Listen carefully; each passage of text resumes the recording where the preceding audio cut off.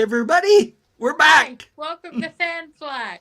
We'll act like we haven't said that before. We've To been the having people that don't know, we were having, as usual for our show the last couple of weeks, technical difficulties, but they're all ironed out. We have Richard here with us Hello. again, our it's favorite, Halpern Palooza. our favorite guest. From Palooza. We're Okay. talking horror movies, which has a whole different meaning this year. Yeah. It's not a movie Horror. this year. Oh, Horror movies, you see. if anybody has seen Exorcist Believer, yeah, you'll know what I mean. I haven't seen it yet. I've heard, but because it's part of the Exorcist universe, Yeah. I should go see it. And, Well, the original movie is one of my favorites. And yes, Exorcist 3, which was Legion, that was done by the people involved in the first one, was also superb. This one, no. what about Exorcist 2, where she's dancing? Oh, Tap dancing, and Kitty No. Wynn is back with no bra. I don't know how that happened, but You know, at the point everybody but Linda Blair and Kitty Wynn said no, something should have stepped in and went, let's not do this. Now, be nice. Linda Blair's one of my favorite people. I she's know a lovely girl. Linda She's is nice. a friend of yours. She's a good lady.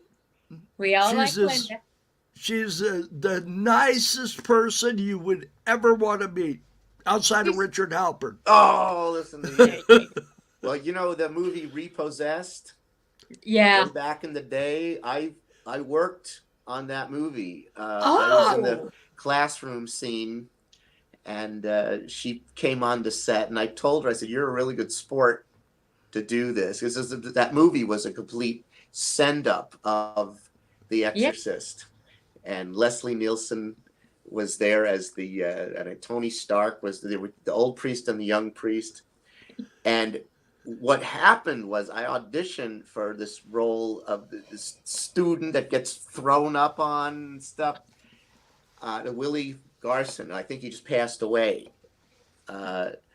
So he was cast, apparently. I get this phone call on a Friday night.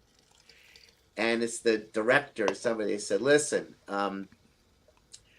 we cast this role that we auditioned you for, and it was this guy. He has the flu, and he has 102 fever. He still wants to do the shoot, but in the event he, is incapacitated, we need a backup. So we're going to pay you to come in, pay you as a principal actor, and you'll be there, and you'll put you in one of the scenes, and just as an insurance in case he falls over and stuff." So I didn't have any lines, so I said, "Why don't you give me a line or something so people know I'm not an extra or whatever? Or, that I don't have a cameo this time. You never say I'm an extra, you say I have a cameo in that." So they gave me a line, and it was during the roll call, and whoever my name is, I go, "Here, Father." And that was my big line in that movie. And having met Linda Blair on the set, like I said, she was a really good sport. She's tiny. She's a little thing, skinny like this, a very pretty girl. And it was a fun day. It was a really fun day. So Yeah, she's a very sweet lady. She told me some interesting stories about her younger life.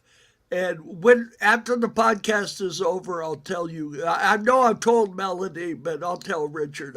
I would never say it on the podcast, but it's an interesting story. All right. And have you ever heard her laugh, Mark? Oh yeah. She goes. She wasn't laughing like that at the. Well, I was at this event she was at. And two people, one guy, they laugh the same. So over here is, and then I hear, And Wesley, Wesley, you're from Land of the Lost. He was there too. But Yeah. that was so funny. Stereo giggles with Yeah. little One of the conventions we were at, I'm trying to remember the guy's name. He was on Policewoman. He played the hippie guy that had the big hat. Oh, Yeah. oh God, I know this man's name. He has kind of an unusual name. Huggy Bear or something. Deer Comp. Well, Yeah, didn't he Deer play Comp. Huggy Bear on something? No, he was a white guy. His last name was Deer Comp. It was Yeah. like Charlie Deer Comp, or I forget his first name. But he was getting like no attention at all at his table. So he took all of his pile of pictures and he was walking around the convention saying, "Charlie Deer Comp photos, 2 for $1." God. Yeah, that's his name, Charlie Deercup. Yeah, that was funny. He'd be like John Carlin at the Dark Shadows. John Carlin had gathering. tons of people. He had tons of people. Well, he wouldn't be walking around. I'm so glad we did those cons because so many of those actors that were sitting at those tables are gone now, and Hey. I got to meet them. Well, that was great. Listen, we just lost Laura Parker, Yep. Yeah. who hid her illness. Apparently, she was very ill for about a year. Yeah. And She had lung cancer. something like that, apparently. And we had that Christmas Carol Zoom that we did where she is in. Also, Mitchell Ryan, who was Burke Devlin, he was in that too. Yep. They're both gone now, but we have that preserved. And then the time before, we had done just a chat, like a Halloween era chat, about a year before that. And Christopher Pennock was there, and then we lost Christopher Pennock. Yeah. Now, I have, we used to do skits at the Dark Shadows festivals, and our skit group was called the Collinsport Players. I had my own group called Baby Dark Shadows, and then we met and combined and started acting all together. I had the kids come in, but I wrote a skit called "The Spy Who Bit Me," and it was a parody, obviously, of Austin Powers. And I had John Carlin in there playing Willie, and I had Diana Malay, who's gone too, as Laura the Phoenix, and Laura Parker she's the one who had the biggest part of the guest stars, and she played Mrs. Evil, Dr. Evil's widow. Apparently he's dead. And Katie, who's her daughter, played Miss Evil instead of Scott and Dr. Evil. It was Miss Evil and Mrs. Evil. And I tried to get Roger Davis to do at the end of the show. The last line is, it's a little dirty, but I'll just tell you his cue. And they go, Peter Bradford, it's really you. And he walks out and says, I keep telling you, my name is Jeff Clark. Jeez. And that's where it ends. He didn't even want to listen to me. I said, I have one line for you to. No, I want to hear it. I'm busy.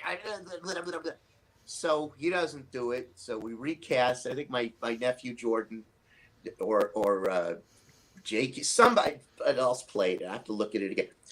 And that was the end of that. And then I think we did it again in New York, or we were going to do anyway. I wanted Louis Edmonds to be in it, and he wanted to do it, but his handler, I won't mention this person's name, he's a horrible person, said, I'm not going to let him do it. I'm not going to let him do it. I don't want him to do it. Well, okay. Thanks a lot, publicist. So then we would have had extra footage of him. Look at the people in there passed away. We got Carlin. We've got Diana. We would have had Louis and Roger if he wanted to do it. And we did it again the following year, 2001. August of 2001, Yep. August 16th of 2001, Oh, at wow. the Marriott World Trade Hotel. Center. The World Trade Oh, Center God. Marriott They is where were we there. were at the, Ooh. and I cast that role for, and then Roger said, "Oh, I heard that thing was really good. Can I be in it?" I said, "No, I've already cast some." I said, "I'm not going to take them out because you should have listened to me. You could have been in it last year." But yeah, and then of course a few days later, boom, that was the end of that. But yeah, we were there. Missed it by that much. Speaking Jim Pearson speaking of that, that's one of the people that I am most glad I got to meet was Don Adams. Yeah, he was interesting. It was odd seeing him with white hair. Yeah, I could understand that. He used You know? to come here, Mark. He would come here to the Beverly Garland. They used to have the Hollywood show with these autographs at the Beverly Garland before they moved over to a bigger venue, which is the Burbank Marriott. And when I was little, I was in nursery school, the teacher was Mrs. Bracken was one of the teachers. And everyone said, "Oh, that's Don Adams' mother-in-law. That's Maxwell Smart's mother-in-law." That's all I ever heard. So years later, I go to one of these things, and I said to him, I said, I went to nursery school, and everybody said to me, Mrs. Bracken was your mother-in-law. So he takes out an 8x10, one of the 8x10s he was selling. And in the back, there's this lady, this beautiful girl. He says, "You see this lady? That was my wife, Kelly Bracken. And her mother was Mrs. Bracken, yes. And she just passed away 3 months ago." So I said, "Missed it by that much." And he went like this. Oh. Well, But I was sitting talking to him, and yeah, there was an ex-porn actress. I'm not going to say her name. I know who it is. Who became We a were science fiction actress. Oh, somebody else. Maybe not. Okay, Can I give and it initials? TL. Yes. Okay, Yes. and she was at a table. She had very inappropriate photos in front of her at the table, was signing them. And so I was talking to Don Adams, and he looks over there and he says, "All the talent in this room, and the biggest line is for that bimbo." You wasn't wrong. Because at the show, there was him, William Wyndham was there, Linda Blair. There was a lot of, good talent there. And that was back in the day when they didn't charge $75 to sign an autograph. Wow. If you bought a photo from them for $5 or $10, they'd sign it for you. So, Right. You could get all sorts of good autographs and Right. not have to bankrupt yourself.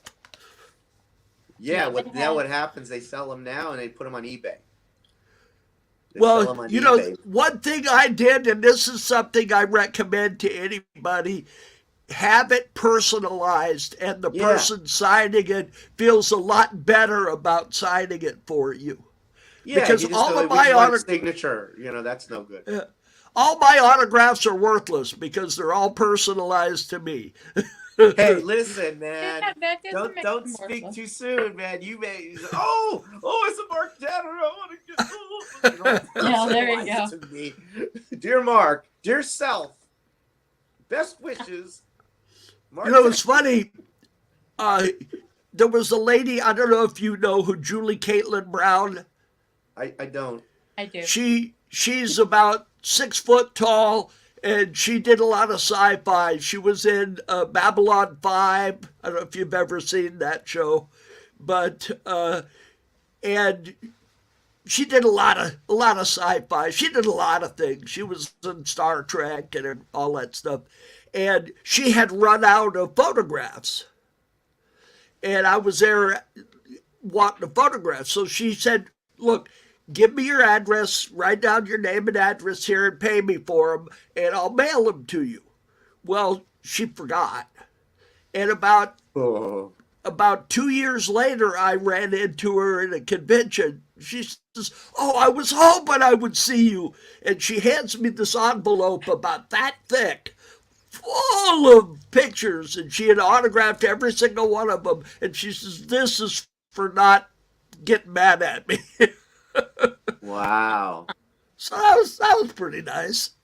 But Yeah, almost all of them were the people at those things were nice people. There was a couple who I won't name who really weren't very nice.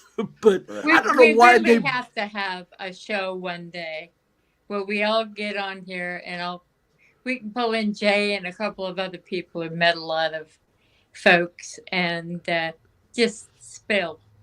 Well, We should. It'd be great. several of them.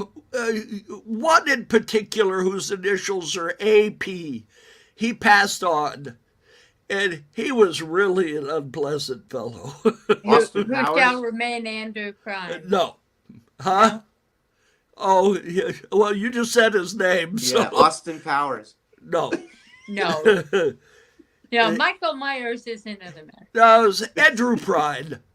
He was Andrew Crime. Andrew Prine. He was not a very nice person. And he shouldn't have Oh, done Andrew conventions. Prine. Okay, that's Chris Pine's father. I know don't that? think so, because the name No, is it is. spelled different. Let's Oh, see. Prine. Prine. Pine. Somebody. He was Pine. in V. He did a ton of stuff. He was Oh, okay. he was a Played he the was- head lizard in V. he was in Gettysburg. He played one of the generals in Gettysburg. He was in a ton of stuff. But he obviously didn't want to be there. Uh-huh. You know, if you don't want to be there, don't go. I know why he's- Exactly. You know, Yeah, speaking of Roger Davis, that was an issue we always had with Roger. He says, "Why am I here? I don't know. Why am I? Why are you here?" He brought what do you call it? Apple Crate vintage labels. He'd sell and put them on T-shirts. Yes. And Oh, he yes. sold these T-shirts and these. So why am I here? I'm selling stuff. You know, I want you to buy the T-shirts. He's making money, is what he and was then you see the big stars like Don Adams and the guy that did the voice for the robot on Lost in Space. Oh yeah, Ernie Anderson. Were I don't, that name doesn't sound familiar, but maybe it was. We're sitting at the same table recording voice answering machine Yeah, messages. well, I asked him to come aside and do one for my friend, and he did it. Let me make sure. I think it is Ernie Anderson. Let me look it up. But And yeah, I also met the guy who was actually inside the robot, Oh, there who you had the strongest handshake. He literally would crush your hand. It was a guy named Bob May, and he made Yeah, a Bob career. May. He made a career out of the fact that he was inside the robot. Well, he did a lot of voice work too, I think. yeah. I don't know if that's. I'm gonna because if it's not him, that's just a terrible thing. Lost in Space robot. Okay, let's see. Lost in Space robot. Okay, while Bob Richard's May. looking for that, I want to make a couple of recs real fast for those seeking some decent horror movies this season. There's a film called Talk to Me that's from New I've seen Zealand, that one. and it's actually good. And the other film I saw is actually from India, but it's based in the U.S.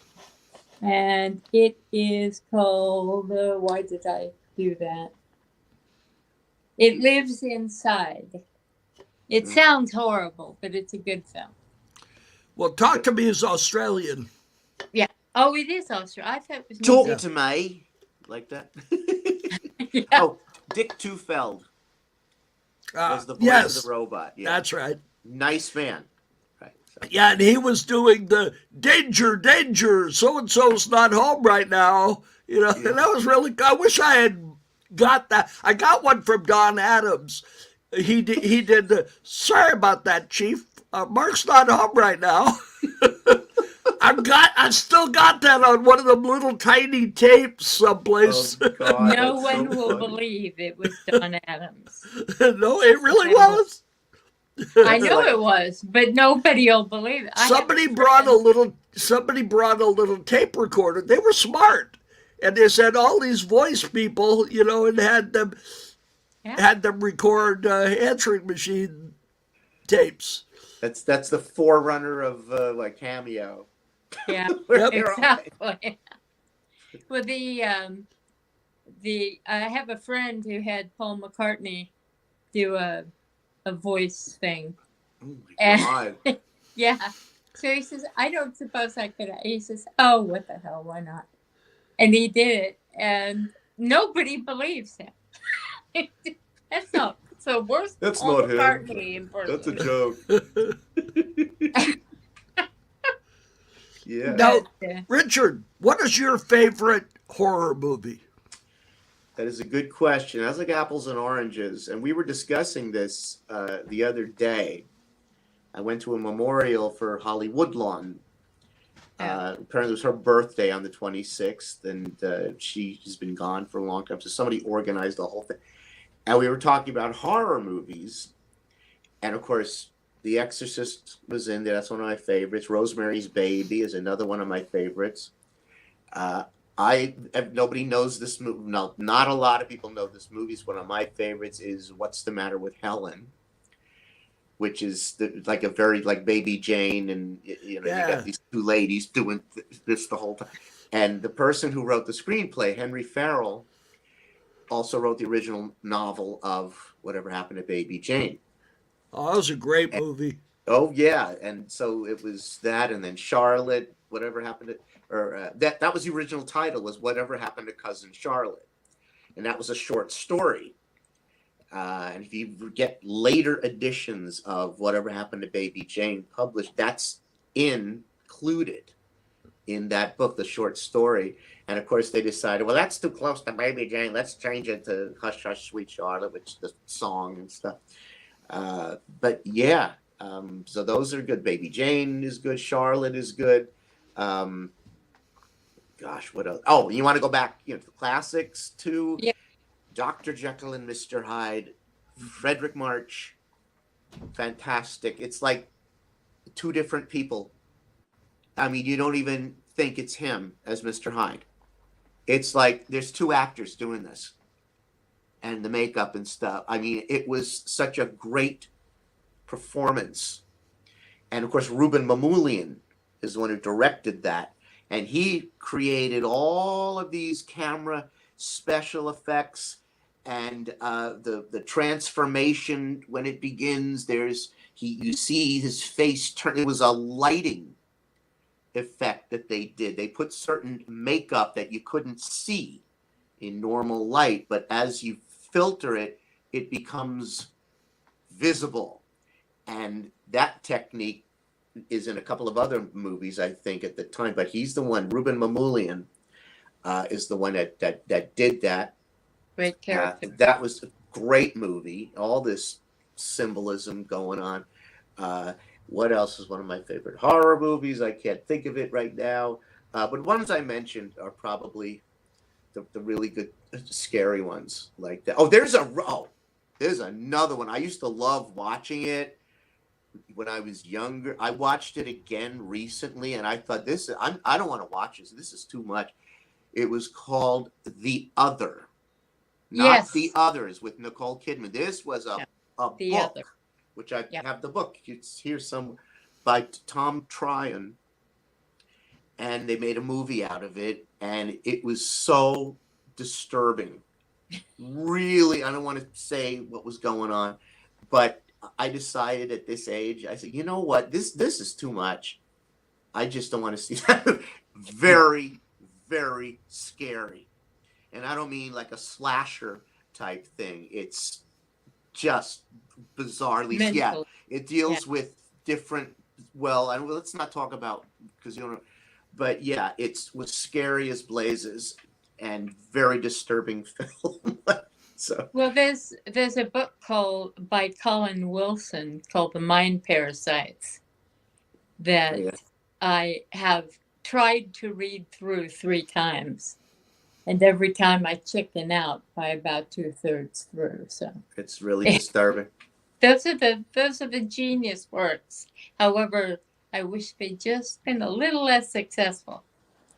Wow. I would have put in a good word for Megan, which either gets praised or dumped on. But I really think it's a fun horror film. Oh, the And movie Meg. I thought somebody yeah. who haven't seen it yet. Oh, People I'm dress sure up there are like it. lots. Well, people dress up. I've seen people doing the costumes of it. No, So, it's a really good, solid film. I mean, it's not great theater, but it's a good movie, you uh-huh. know. And buy the big popcorn. It was made in New Zealand. That's why I confused Talk to Me. And all of the characters are American and all of the accents, you know. But Megan is just a phenomenal creation. They do it with, you know, a cross section of real actor and effects. Mhm. And you totally believe this is a robot child. And you sort of, I mean, there apparently, I used to get updates about the gay community from my little sister. She told me all the media stuff. She passed, so I don't have that now. But from what I understand, Megan is a big gay community cult thing. Uh-huh. And mainly because she just, you know, she gets in there and kicks ass when the little girl she's taking care of is hurt. Then Megan comes in and says, okay, you should probably be running now. Uh-huh. So it's a modern day Talking Tina. Yeah. Talking Tina who Tina. can walk and run. Do you know that somebody is actually making Talking Tina dolls now? I'm not You surprised. can buy them. And they're remaking Chrissy too with the hair that used to come out. You pull the hair Oh, out, yes. you can start, and then you goes back in, and then you put. Did anyone Wish who I likes had that them- button. Pull more hair out of me. Yeah. Well, it just shows that America has lost its creativity because everything is a remake of something else. Well, it's like a vintage thing. They're bringing back these things like Fisher Price Yeah. brought back the little telephone, the little thing with the popcorn, the little balls that you push along. And our kids My loved buddy. it. You know, my niece and back. You know, I saved all of my little people's things. I still have them in the other room there. Some of them are made of wood, and Whoa. the later ones are plastic. And the kid, when they were little, my nephews and niece played with those, and then my great nephew Luca, he loved playing with those when he was a little baby. And when he has his little boy or little girl, he'll come to his Uncle Richard and he'll play little people with him, like I played little people with them. And then when they have their kids, they're going to come play with Uncle Richard. And then when they have their kids, they're going to still come play with Uncle Richard and the little people, right? Well, you know, up in my you go. cabinet, I have one of the barns with the little people. Oh, Group. good. You can play little people too. You know? Yep. That's how There you you go. stay young. Let me tell you, Mark, Melody, you want to stay young forever. There's 2 things you need to do: play little people and play Barbies. Okay. Oh, well. If you want to stay young, play Barbies. Okay. That's the equivalent of a Barbie. Okay. There you go. You know, Go-Go Boy Jake is like a Barbie. And this movie that came out, the Barbie movie, Yeah. there were these parties and themed that he went, and it was perfect for them to set him up and talking about it. And Well, That Mark's was a granddaughter was Barbie for Halloween. So That was a Good. surprisingly good movie. oh, I it haven't was. seen it, and I have heard exactly that it's really good. My sister, who was the original Barbie, she had the with the little case, the little shoes, the hangers, and she So had did Melody. Yeah. and our father gave them away to one of the housekeepers. And Well, my sister was so mad. What was funny is my grandmother bought Melody a Barbie and bought me a Ken doll. And my dad said, no way is he playing with the Ken doll. But then a couple of years later bought me a G.I. Joe, which is essentially the same damn thing. Yeah, and Just G.I. a Joe little- had Not hands a like doll. this. These were the G.I. Joe hands. One was like this. So he held a gun. He was a Yep. soldier and looked like John Kennedy. Yep. And their hands fall off, their calves and forearms crack. Being a toy guy, Yeah. I'm Their familiar feet with fell them. off, too. Now, I have to commend Mattel Toys Yeah. because they backed the Barbie movie, and the Barbie movie made fun of Mattel Constantly. Yeah. constantly. Uh-huh. And then Mattel owns Fisher Price. But when they reissued all the Fisher Price stuff, it wasn't all converted to plastic crap. It was made just like the originals. So Wow. I have to commend them. Yeah. Barbie and Ken. My father, speaking, you brought up G.I. Joe, Mark. Back in the day, he was a manufacturer's representative. And I think G.I. Joe was that Hasbro? Yeah. Okay, well, they were about to create this soldier doll, instead of a little. And this was the first type of a thing. It basically was like a Barbie for boys because it's all soldiers and policemen and all these things. And my father had a chance to rep the thing, and he said, "No way! There's no boy that's going to play with a doll. I wouldn't let my son play with the doll." And if he had, and then my brother said, I would have liked that. That would have been cool to have that. And of course, that thing took off, and my father would have been very wealthy had he gone with that. And my brother always liked action figures. He had these little action figures, superheroes. Then he got the bigger ones and stuff. And so I would always send him action figures. And I brought Jake. This is Go-Go Boy Jake, the world's tiniest Go-Go Boy, Go-Go Yes. dancer. Jake, say hello. I Hello. did.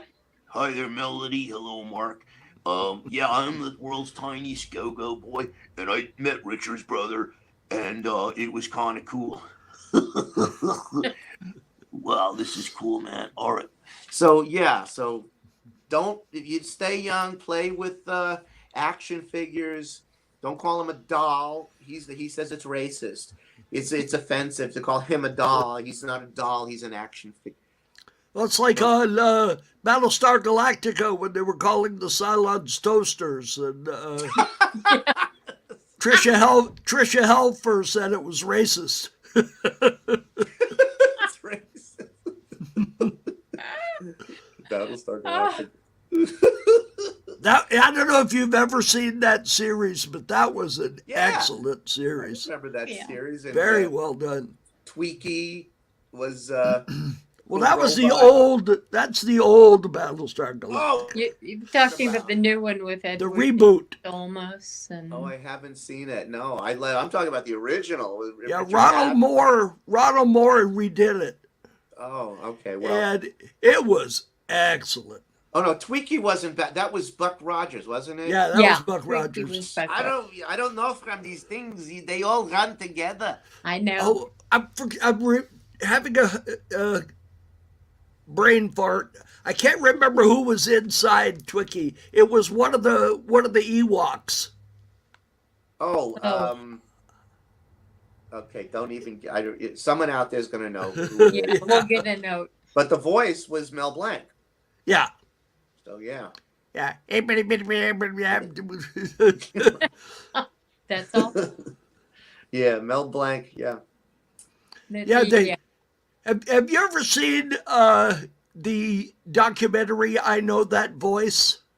No, You should watch I it. You want to would say. love Where it. can you? Is it on Netflix or? I think it was on Netflix. And it has all these people, some of them aren't around anymore, that do voices. Had that lady that did Rocky the Yeah, Squirrel. June Foray. Yeah. And she was still working in her 90s. She She was. was she was still doing voices. And they had the new guy that does Porky Pig. And he was showing how to do it. And he says, I'm the only one who knows how to do it, and I ain't teaching nobody. I'm teaching nobody. You Well, can stream it on Peacock, Tubi, and Pluto. It Tubi's was, great. it used to be on Netflix, but things are changing. Yeah, well, Tubi. Let me tell you about Tubi, Melody. You brought up Tubi. Uh-huh. They have Dark Shadows on there on Yeah. Tubi. Not only do they have Dark Shadows, it starts with the introduction of Barnabas. They have the beginning, and that's a separate thing. When you're done with that, it goes right back to the stuff.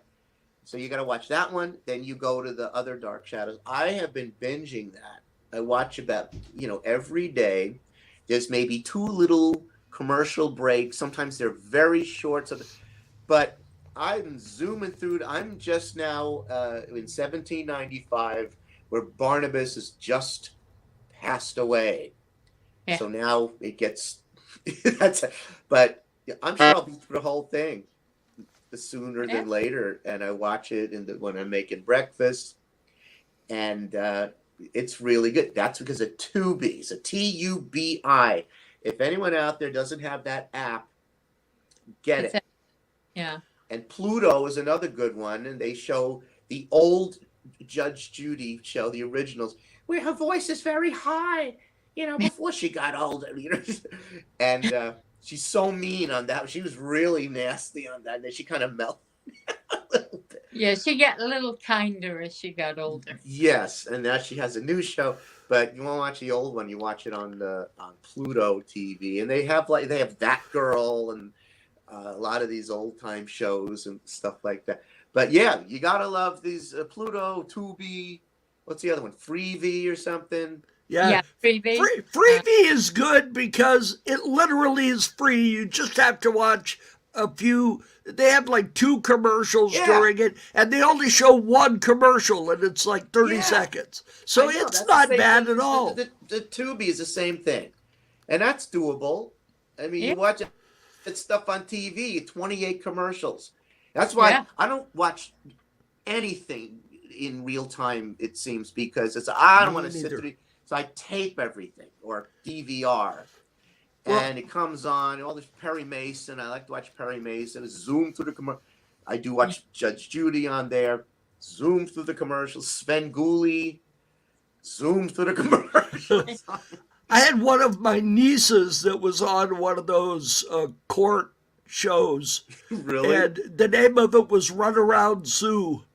Was the name of the episode, and the episode. I was gonna say that. And her husband and her, he had loaned her money before they got divorced, and she didn't pay him back.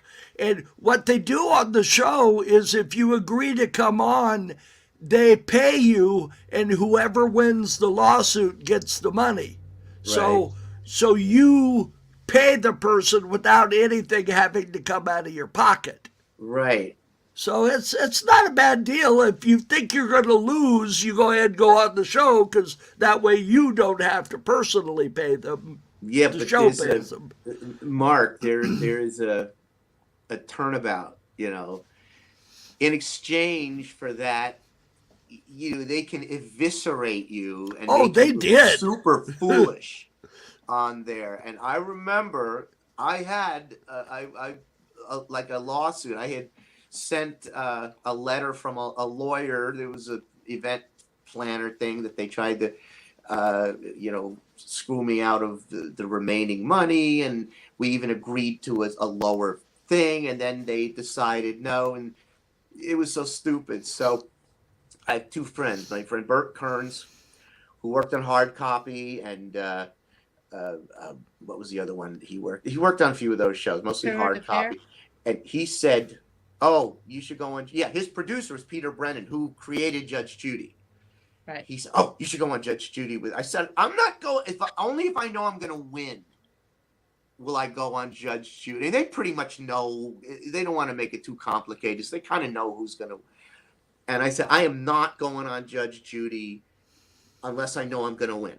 And I would go on in costume as Austin because that's what the dispute was. It was an Austin Powers gig.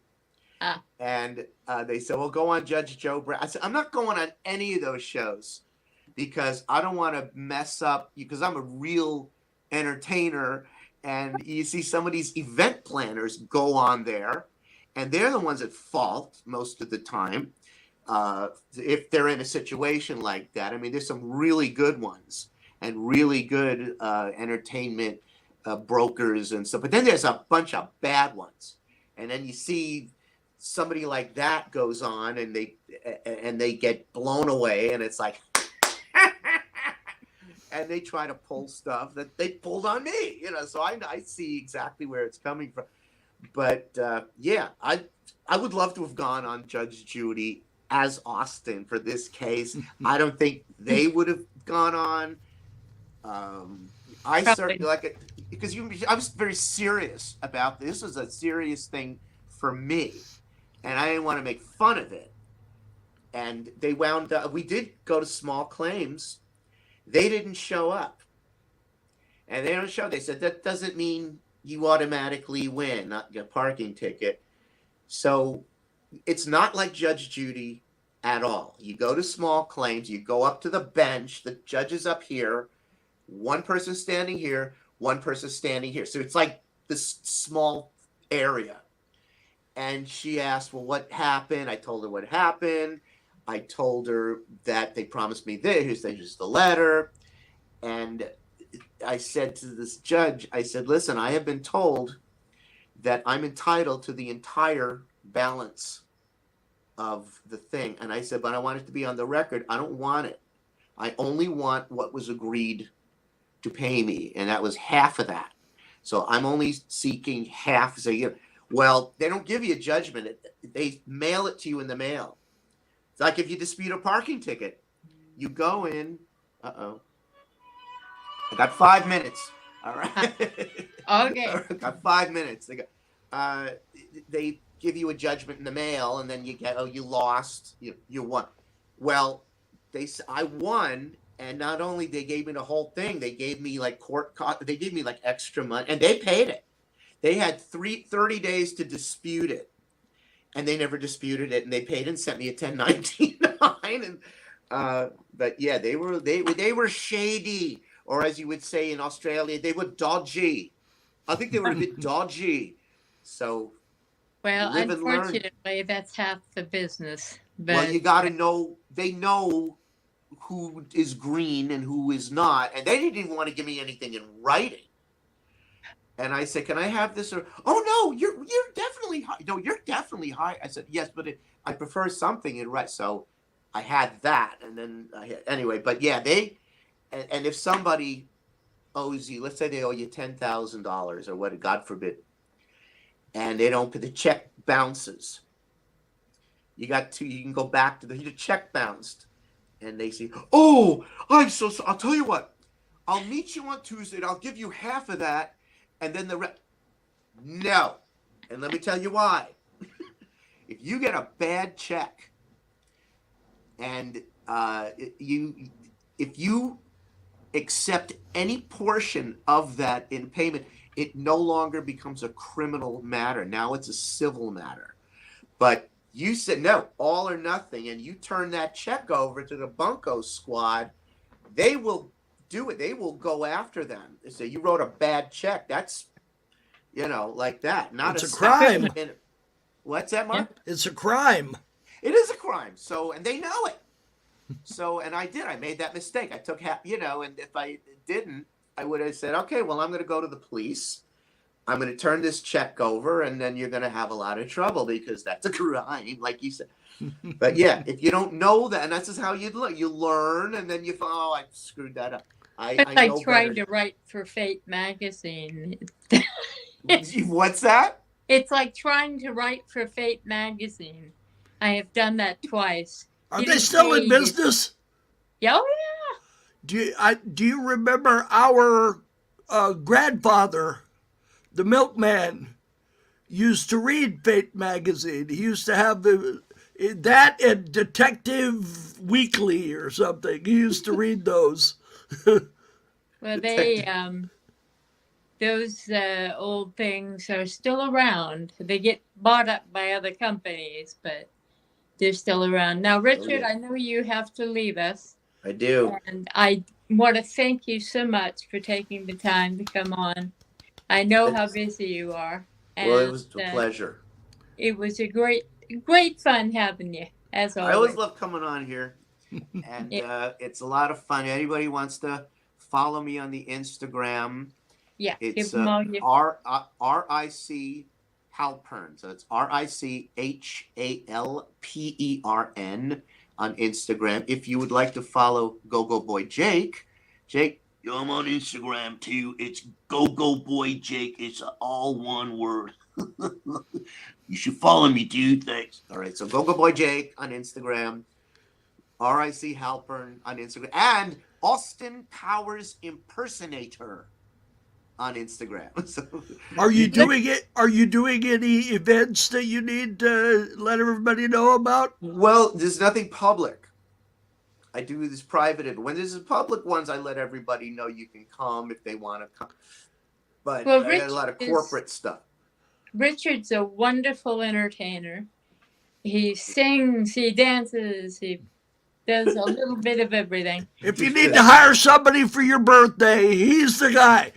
Oh, Yes, can't afford I it for will your come out birthday. of the cake, man. As long as you got clothes on, it's okay. Hey, listen. Hey, listen. You'd be surprised. You know, everybody wants a piece of this, man. Jake. All right, you have Jake a great got a one, my booking. friend. Jake got a booking at a private party No in kidding. Irvine. He's Has with he been me. told to come by himself? No, yeah, he's gonna come by himself. No, that's a little. No, but he's with me at this party, and the host is this very wealthy person. I've worked for them about 3-4 times, and he knew about Jake and asked him to come as the Christmas elf. So Jake got his first private party booking. December 9th. So All right. If you follow the Instagram, you'll see the pictures. Anyway, all right, guys. Thank you so much again. I look forward to doing this again. Not sure when this is going to be shown, but at this point in time, I'm wishing everyone a happy Halloween. Or I should say, I hope you all had a wonderful Halloween. You know, This will We're be gonna, put it it'll up be in about posted 10 as fast as we can do it. that's fine. Either way, if you get it before, have a great Halloween. If You it's too. after, I hope you had the best Halloween ever. So, all right. Until next Thanks time. again, Richard, Thank for coming you. on Thank with you us. again. Bye-bye. Bye-bye. Bye-bye. So long.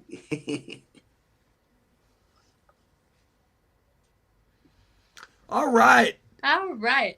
So, That was great. We didn't talk a lot of Halloween, but Melody, you didn't tell us your favorite horror movies.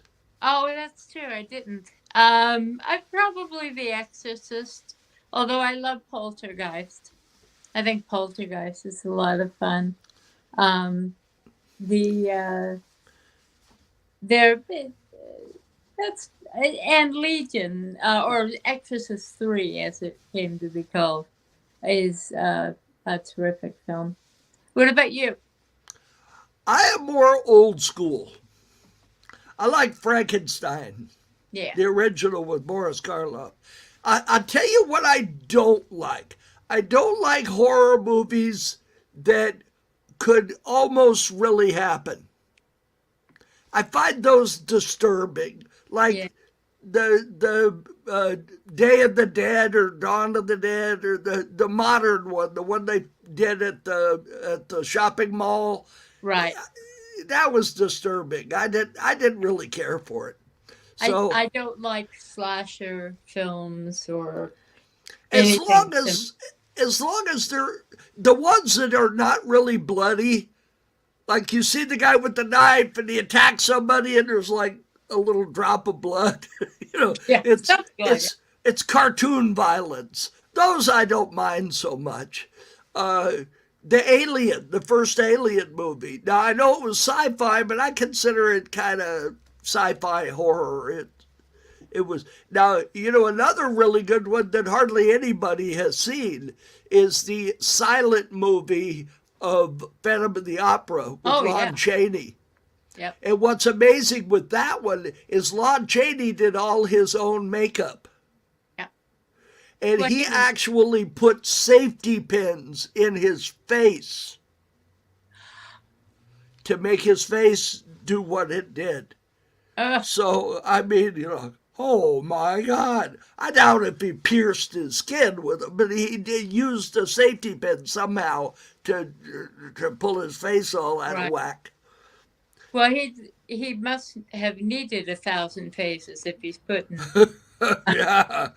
And, of course, Lon Chaney Jr. Junior.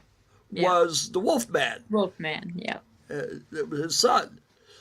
Yeah, silent films is its own category of films to delve back into if you're into that sort of thing. They have the universal language of facial expression and that kind of thing. Right, and it didn't matter what language it was made in, they could always change the subtitles. Exactly. Nosferatu, which was the first vampire movie.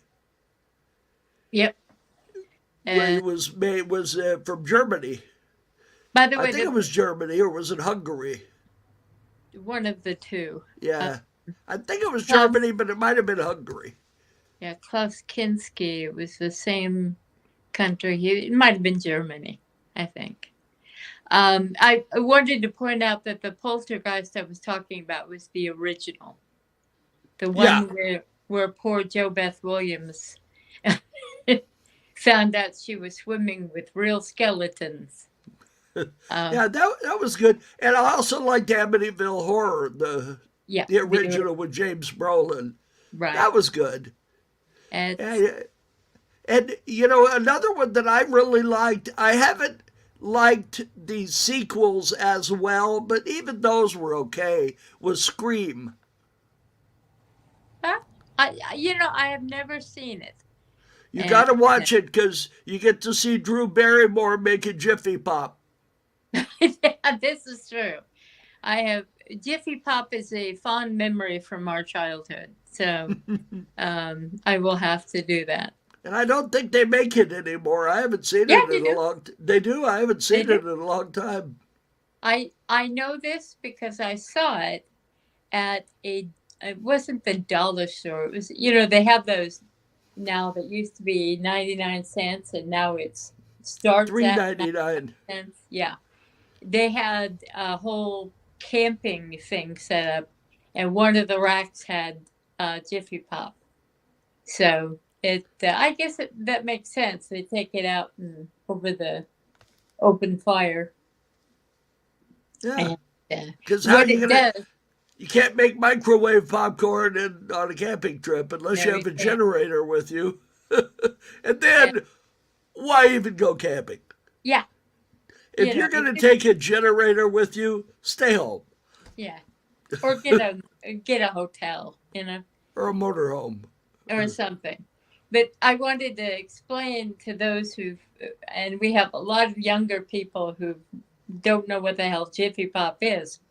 It was popcorn sealed in a metal foil disc can, and they had an amazing top to it. Yeah. I don't know how they made those. And as it popped, the foil top would pop up into a ball, and you tore it open and you ate out of and it was always hot and always popped, which was important. Yeah, they used to advertise that no more than a certain number of kernels unpopped, or they guaranteed it. That's one thing I love about modern film is so many of the filmmakers are our age group or possibly just younger, and they remember things that we remember. Something the other day, what was it we were watching? I believe it was It Lives Inside. They had Mr. Bubble or something in the background. But,